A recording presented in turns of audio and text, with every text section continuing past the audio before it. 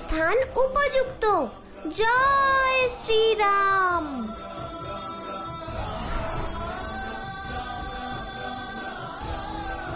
জয় শ্রীরাম।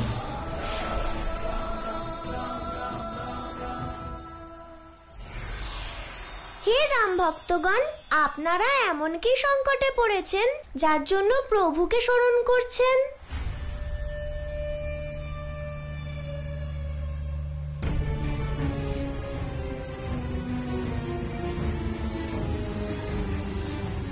আমাদের দেবতাদের প্রাণ সংকটের মধ্যে রয়েছে পুত্র হনুমান। তাই তো নিজেদের রক্ষা করতে আমরা রাম নাম জপ করছিলাম। সে কে যার কারণে দেবতারাও ভীত?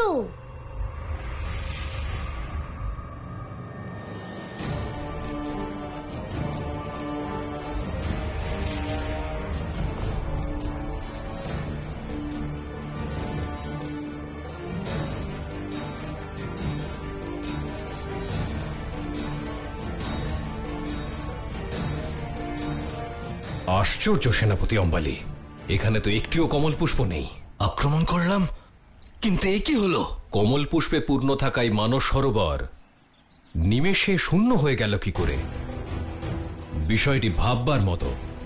ওই দেবতারাই কমল দলে আশ্রয় নিয়েছিলেন যাতে এখানে আত্মগোপন করে ওনারা নিজেদের রক্ষা করতে পারেন।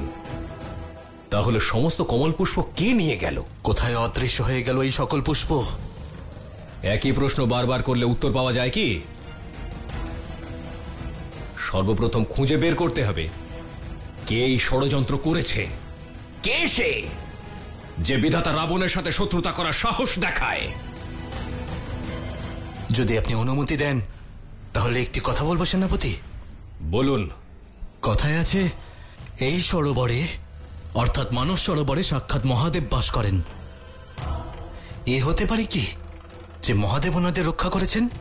যদি এই কথা আপনি লঙ্কেশের সামনে বলতেন তাহলে আপনি নয়, আপনার সব দেহ পড়ে থাকতো। মহাদেব কখনোই তার প্রিয় ভক্ত লঙ্কাপতি রাবণের সঙ্গে ছলনা করতে পারেন না। উনি ওনার শক্তিকে খুব ভালোভাবেই জানেন। এমনকি ওনার ঘাতক অস্ত্র চন্দ্রহাসও মহাদেবের বরদানেই প্রাপ্ত হয়েছে। মহাদেব কখনোই বিধাতার বিরুদ্ধে কিছু করবেন না। আমায় ক্ষমা করবেন সেনাপতি। ক্ষমা আমার কাছে নয়, মহাদেবের কাছে চান। সম্ভবত আপনি জানেন না যে মহাদেব লঙ্কেশের ভক্তির ঋণ শোধ করার পরেই উনি পূর্ণ বিধাতা হয়ে ওঠেন। সেই জন্যই মহাদেব আমাদের কাছে পূজনীয়। বুঝতে পেরেছি সেনাপতি। আমার জন্য কি আদেশ আপনার? এই মুহূর্তে আমাদের খুঁজে বের করতে হবে ওই দুঃসাহসীকে যে দেবতাদের রক্ষা করার সাহস দেখিয়েছে।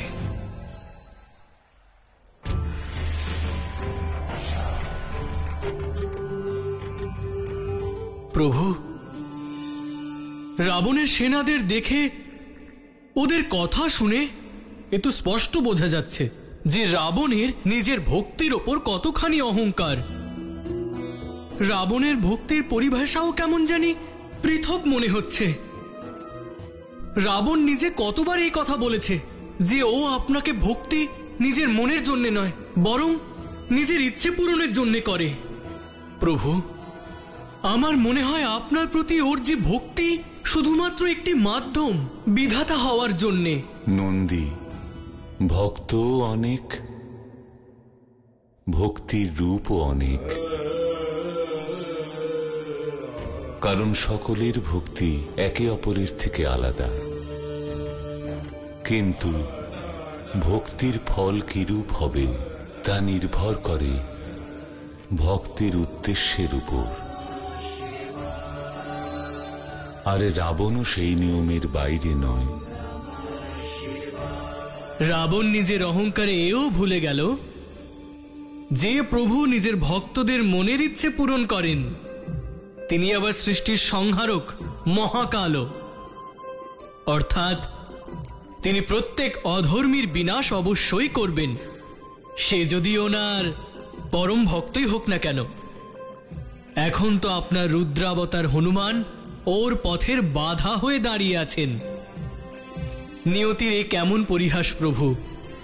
নিজেকে যে পূর্ণ বিধাতা বলে জাহির করে সে এটুকুও জানে না যে এই বানর শিশু একদিন তারই বিনাশের কারণ হবে। ভবিষ্যতের গর্ভে কি লুকিয়ে রয়েছে তা সঠিক মুহূর্ত এলেই বোঝা যাবে। হে দেবতাগণ, কি হয়েছিল আপনাদের সাথে?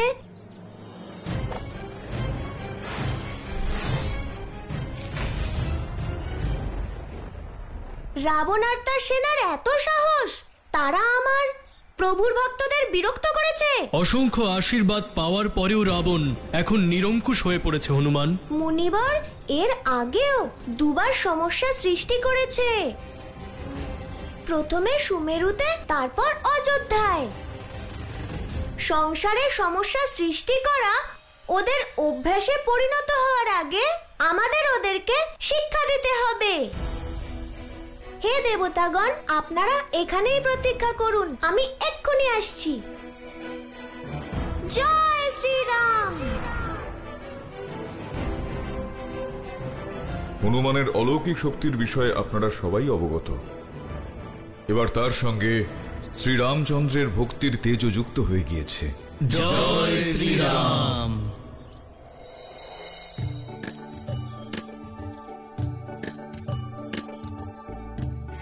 প্রভু এখনো ফিরলেন না কেন? গুরুকুলে নিশ্চয়ই সকলে প্রতীক্ষা করছেন। হ্যাঁ, প্রভু তো শ্রী রামের কার্যের জন্যই গেছেন, তা অবশ্যই পূর্ণ করে ফিরবেন। কত ভালো হতো যদি আমিও এই কার্যে সহযোগিতা করার সুযোগ পেতাম। ঠিক আছে, আমার প্রভু শ্রী রামের কার্য করবেন আর আমি আমার প্রভু হনুমানকে সাহায্য করব। কিন্তু এ তো নিশ্চিত, যারা রাম কার্যে বাধা দেবে আমার প্রভু হনুমান তাদের সর্বনাশের কারণ অবশ্যই হবেন। হে লঙ্কাধিপতি রাবণ,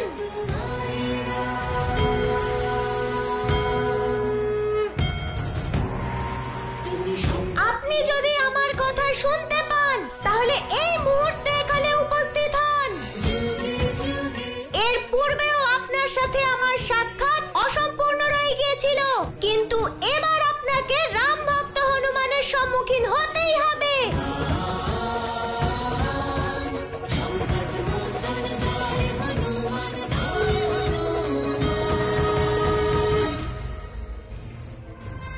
এ তো সেই বানর শিশু যাকে আমরা মহারাজ দশরথের রাজসভায় দেখেছিলাম। গিয়ে আপনাদের বিধাতাকে বলুন সমস্যা না বাড়িয়ে নিজের নগরীতে চুপি চুপি যেন ফিরে যান, কারণ এমন সুযোগ উনি আর পাবেন না। এত বড় বড় কথা তোমার মতো শিশুর মুখে শোভা পায় না, বুঝেছো? রণভূমিতে কখনো সাক্ষাৎ হলে দেখিয়ে দিতাম এই ছোট্ট শিশু কি করতে পারে। ভীষণই অসভ্য সে। কিন্তু ওইখানে কি করছে? আপনি সেই রাক্ষস না যিনি রাবণের দূত হয়ে অযোধ্যায় এসেছিলেন? বলুন কোথায় আপনাদের লঙ্কেশ? তার সাথে সাক্ষাৎ করতে চাই। মূর্খ বানর, সম্মানের সঙ্গে উচ্চারণ করো দশানন রাবণের নাম, নয়তো কি? মূর্খ বানর, দেবতাদের লঙ্কেশের কোপ থেকে বাঁচাবার চেষ্টা তুই করিসনি তো? যদি তাই হয় তাহলে দেবতাদের এখনই আমাদের হাতে সমর্পণ কর। আমাকে আদেশ দেওয়ার আপনি কে শুনি? কেন মানবো আপনার আদেশ? কারণ রাক্ষস রাজ রাবণের কুদৃষ্টি যার ওপর পড়ে তাকে কেউ রক্ষা করতে পারে না। যে প্রভুর নাম করে প্রভু তাকেই রক্ষা করেন। এই সৃষ্টির একজনই প্রভু আছেন, দশানন রাবণ।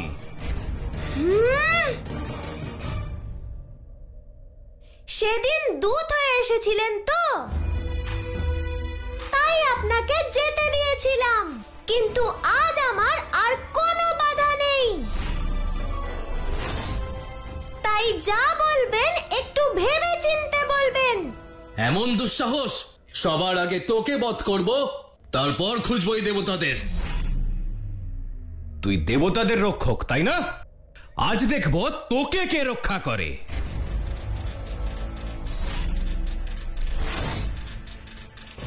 এবার যেন বলবেন না হনুমান সতর্ক করেনি। চলুন।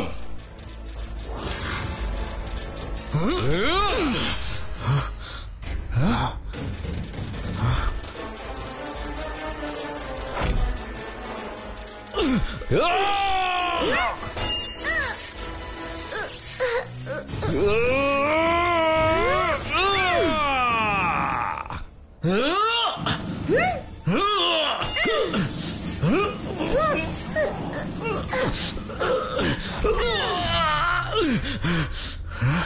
হলো রাক্ষস মহারাজ, যুদ্ধ করবেন না?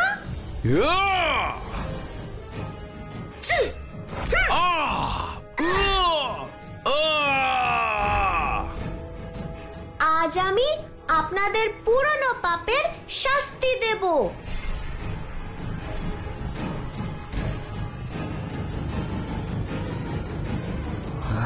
হে বীর বানর শিশু, আমরাও আপনারই মতো আমাদের প্রভুর আজ্ঞা পালন করছি।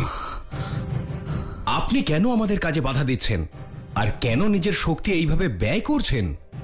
আমার মাতা বলেন প্রভুর ভক্তদের রক্ষা করা তাঁর প্রতি ভক্তি প্রদর্শনী। যেখানে ভক্তি থাকে সেখানে শক্তিও চলে আসে। আমার কথা বুঝতে পেরেছেন তো? তাহলে যান, আপনাদের বিধাতাকেও বলে দিন। যান।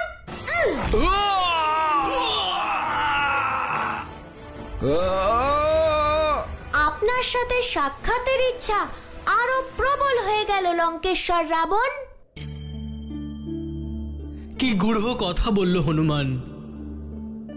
প্রভুর ভক্তিতেই পরম শক্তি রয়েছে। নন্দী, যখন কারোর জীবনে কঠিন পরিস্থিতি আসে তখন তার ইষ্ট দেবতাকে স্মরণ করা উচিত। পূর্ণ নিষ্ঠা ভরে তার ভক্ত হওয়া উচিত। প্রভু, এর ফলে কি হবে? এর ফলে সাহস পাওয়া যাবে, প্রতিকূল সময়ের সঙ্গে লড়ার সাহস, নিজের উদ্দেশ্যে স্থির থাকার সাহস, নিজের শক্তি, নিজের ক্ষমতার উপর পুনরায় বিশ্বাস তৈরি হবে। আর তারপর কঠিন পরিস্থিতিও অত্যন্ত সহজ হয়ে যাবে। অতি সুন্দর। প্রভুর ভক্তির মহিমা যে অসীম। আর সেই দৈব ভক্তি স্থাপনের উদ্দেশ্যেই হনুমান অবতার হয়েছেন।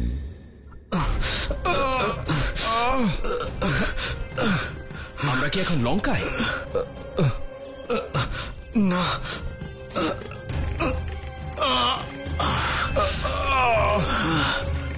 সেনাপতি, এভাবে আমরা খালি হাতে লঙ্কায় ফিরতে পারবো না। কিন্তু আমাদের বিধাতা রাবণকে গিয়ে বলতে হবে বানর শিশু তার কাজে বাধা দেবার চেষ্টা করছে। আমাদের যে করে হোক, ছলে বলে কৌশলে ওই দেবতাদের বন্দী করতে হবে, আর ওই বানর শিশুকেও। না হলে লঙ্কেশ্বরের ক্রোধাগ্নিতে আমরা পুড়ে ছাই হয়ে যাব। চলুন। আমি আসছি আপনার সোনার লঙ্কাকে ধ্বংস করতে, রাবণ। এ কেমন মধুর ভক্তি! এতে না লোভ আছে, না আছে তৃষ্ণা, এমনকি ক্রোধও নেই। কে এই ভক্ত?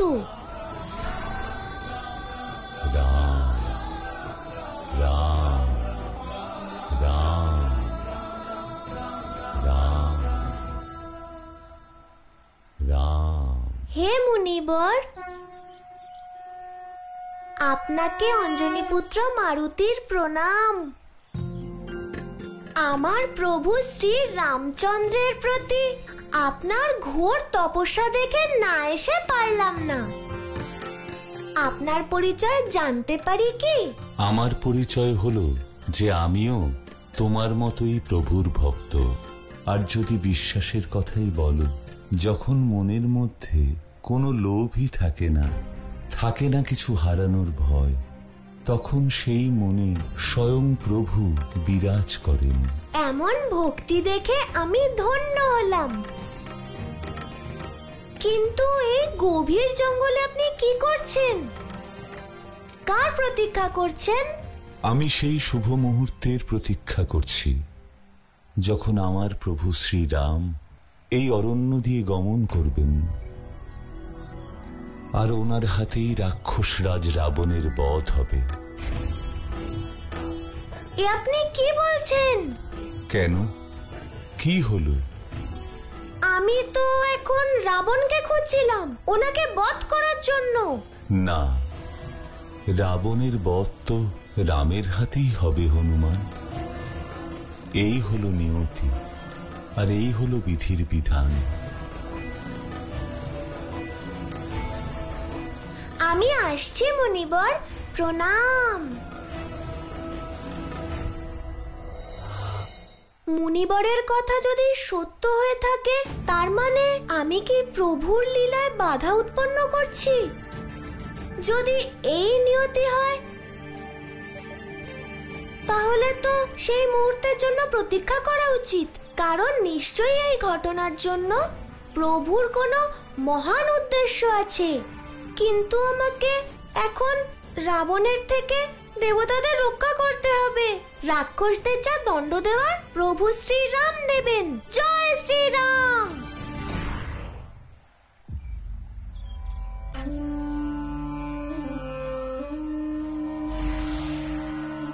হে মারুতি, যখনই তুমি কোনো সিদ্ধান্ত নাও, তোমাকে বাধা দেওয়া অসম্ভব হয়ে যায়। এবারেও তুমি রাবণের অনিষ্ট না করে এখান থেকে ফিরতে না। যদি এমন ঘটত, তবে রাম অবতারের লীলা বাধাপ্রাপ্ত হতো, কারণ তুমি যখন লঙ্কাপতি রাবণের মুখোমুখি হবে, তখন তা প্রলয় সৃষ্টি করবে। তাই তোমাকে এভাবে বাধা দিতে বাধ্য হলাম।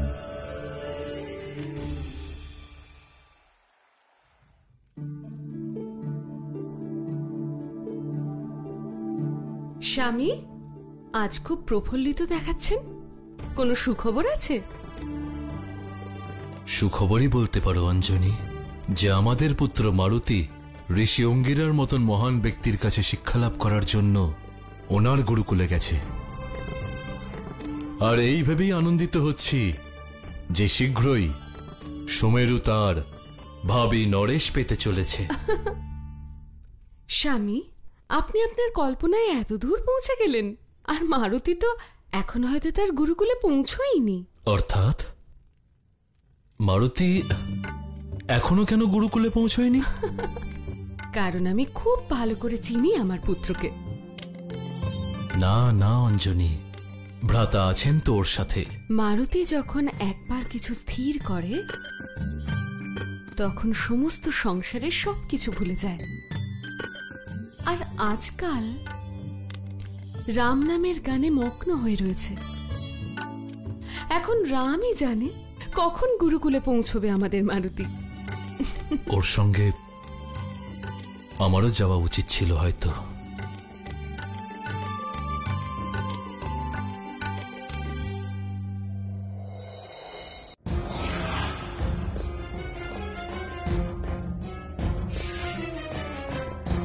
কি ভয়ানক পরিস্থিতিতে পড়েছি, বুঝতে পারছি না কি করা উচিত আমার। একদিকে ওই অসাধারণ বানর যে দেবতাদের রক্ষা করে চলেছে, আর অন্যদিকে বিধাতা রাবণ, যাকে নিরাশ করার পরিণাম হলো মৃত্যু। কি করব আমি? পুত্র মারিচ,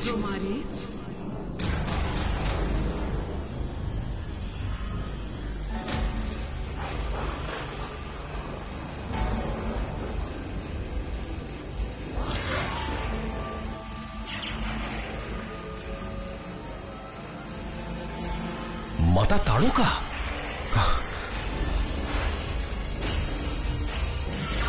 পুত্র মারিচ, এতদিন তুমি ভয় পেয়ে এসেছো, আর তুমি তোমার মায়াবী শক্তি প্রয়োগ করে যুদ্ধের পরিস্থিতি থেকে রক্ষা পেয়েছো। কিন্তু এখন সময় বদলেছে। বিধাতা রাবণ তোমায় এক কার্যের ভার দিয়েছে, অর্থাৎ তোমার ক্ষমতার উপর ওনার বিশ্বাস আছে। তার এই বিশ্বাস যেন খণ্ডিত না হয় পুত্র। নিজের যোগ্যতা প্রমাণ করার এই শেষ সুযোগ মারিচ, আর কারুর অনুসরণ নয়। নেতৃত্ব তোমায় দিতে হবে। ভয় ভুলে গিয়ে রাক্ষস প্রবৃত্তিকে জাগ্রত করো। যাও, খুঁজে বের করো ওই দেবতাদের। আমার আশীর্বাদ আছে তোমার সঙ্গে। ধন্যবাদ মাতা, আপনি আমার দুশ্চিন্তা দূর করে দিলেন মাতা। এবার এই ব্রহ্মাণ্ড মায়াবী মারিচকে নতুন রূপে দেখবে।